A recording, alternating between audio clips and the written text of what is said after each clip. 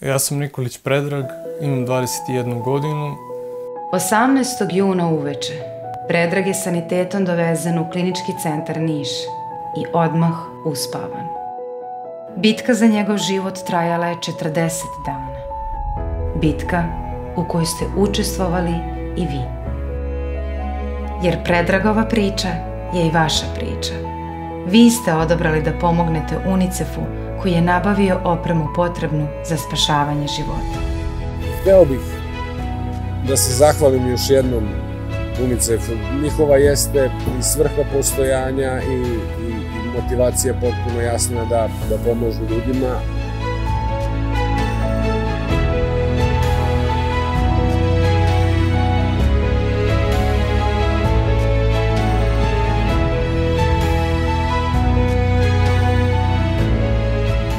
Sve ono što smo uspeli da uradimo za pacijente bi bilo mnogo teže da nije bilo od njih.